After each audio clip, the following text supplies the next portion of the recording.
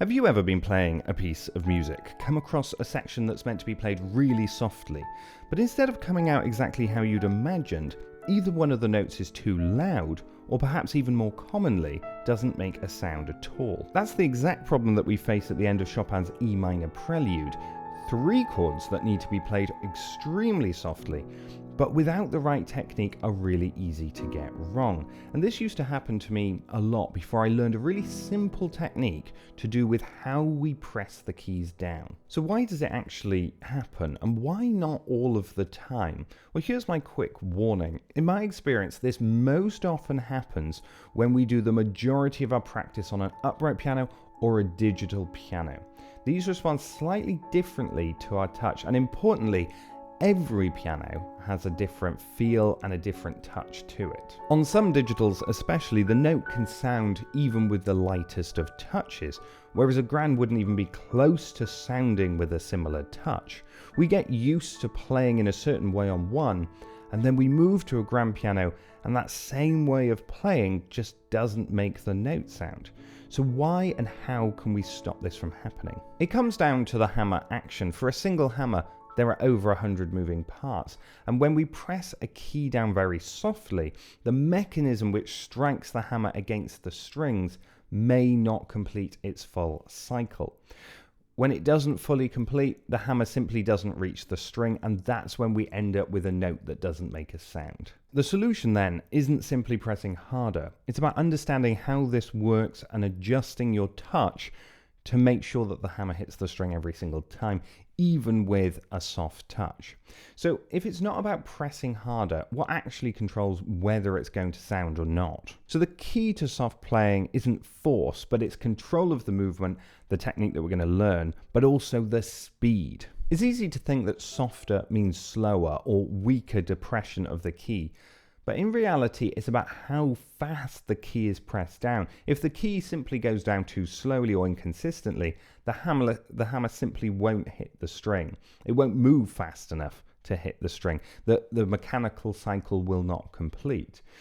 But too fast, and the sound becomes suddenly loud, or it creates this musical accent. And this is when unevenness creeps into soft playing. So soft playing sits in this narrow zone between enough speed to guarantee that the hammer's going to hit the string, but also enough control to consistently be able to do this without accenting, creating these suddenly loud notes. Before we jump into the technique for soft playing, if you'd like more structure in your practice to know exactly what to do when you sit down at the piano, then check out my 60-minute practice routine, which you can find from the link in the description below. So here's the technique, and we can think of it in 3 steps. So the first step is to simply not press the key directly downwards with our fingers, but to slightly glide on the note. You can either glide forwards or backwards. So for instance, or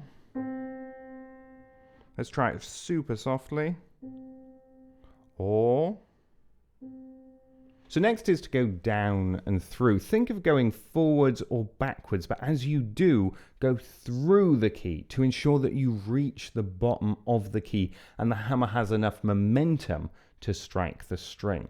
The speed that we press the key down is the most important factor here. So down and through.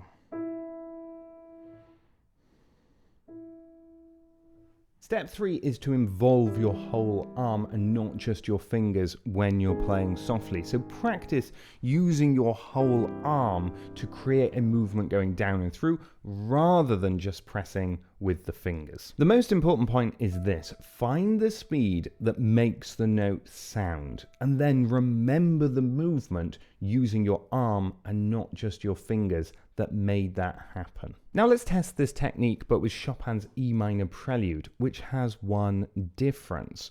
So this piece is a perfect example because it exposes the exact issue that we've been talking about. The music requires a really soft, controlled sound throughout, but if your technique is slightly unstable, the notes immediately start to sound a little bit uneven, or they start to disappear.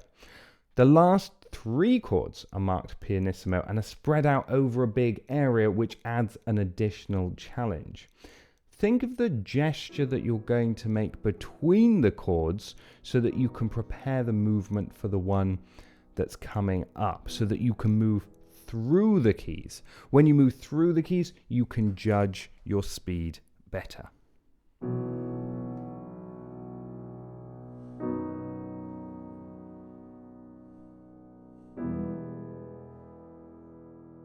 As with anything, this control of movement to develop the consistency of speed is something that we can practice, and soft playing is more difficult than loud playing. It just doesn't sound as grand or impressive unless that you know it's difficult. We've touched on a specific technique that can solve a simple problem. In the next video, we're going to look at another technique for making sure that our jumps on the piano are fast and accurate, along with a challenge to see if you can spot the mistakes that I'm making.